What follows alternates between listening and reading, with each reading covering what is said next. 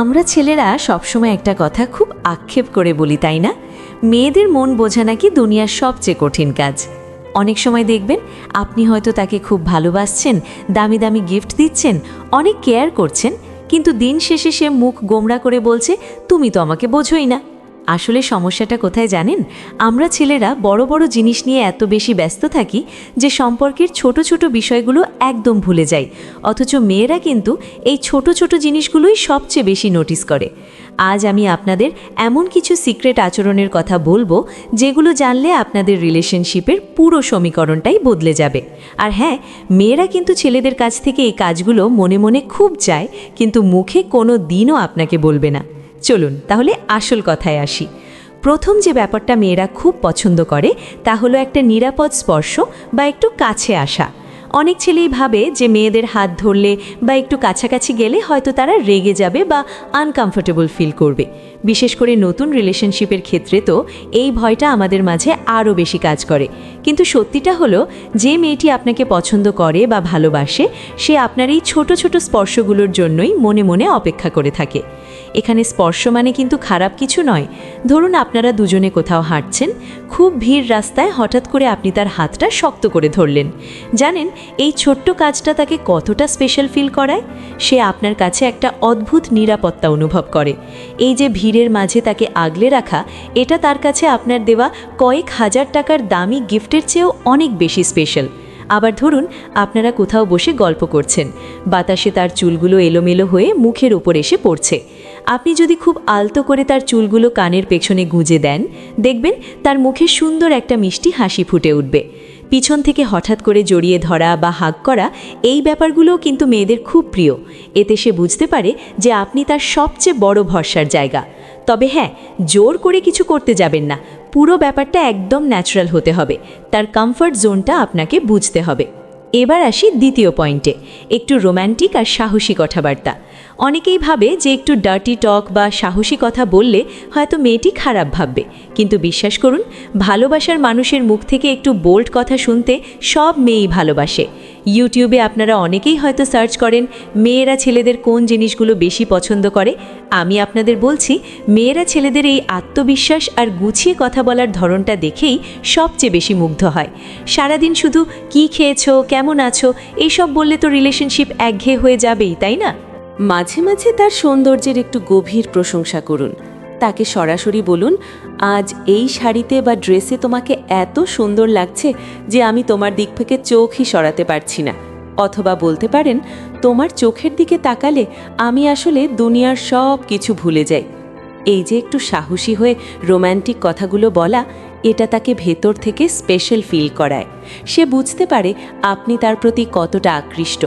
তবে মাথায় রাখবেন, কথাগুলো যেন কখনো অশালীন না হয়, বরং এর মধ্যে যেন আপনার ভালোবাসার গভীরতা মিশে থাকে। একটু গুছিয়ে কথা বলতে পারলে দেখবেন সে এমনিতেই আপনার প্রতি আরও বেশি দুর্বল হয়ে পড়ছে।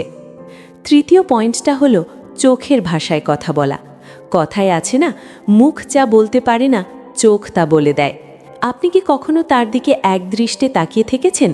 ধরুন সে আপন মনে কোনো কথা বলছে বা খুব হাসছে, আর আপনি চুপচাপ শুধু তার চোখের দিকে, তার মুখের দিকে মুগ্ধ হয়ে তাকিয়ে আছেন।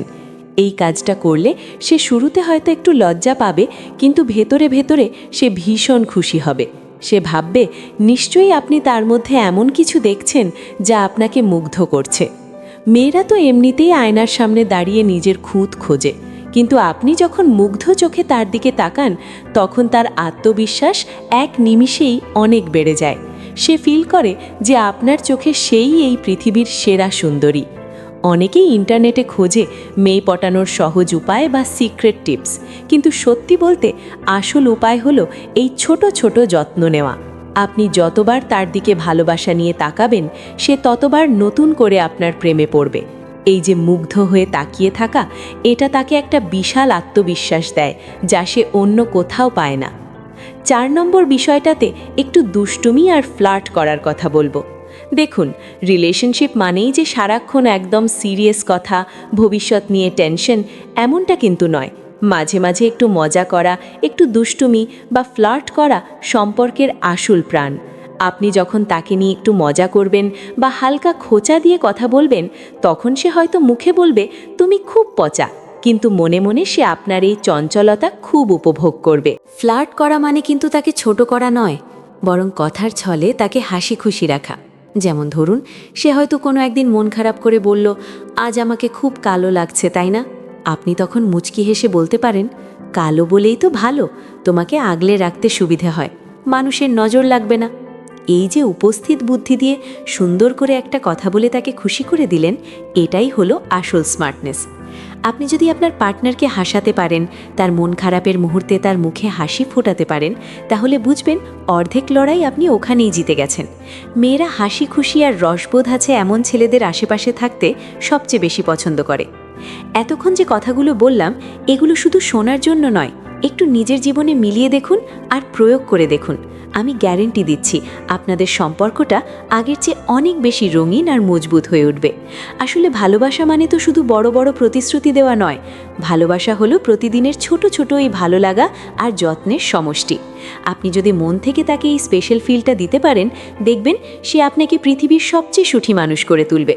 তো এই টিপসগুলোর মধ্যে কোনটা আপনার সবচেয়ে বেশি ভালো লাগলো, বা আপনি অলরেডি কোনটা আপনার পার্টনারের সাথে ট্রাই করেছেন, সেটা কিন্তু আমাকে অবশ্যই কমেন্ট করে জানাবেন।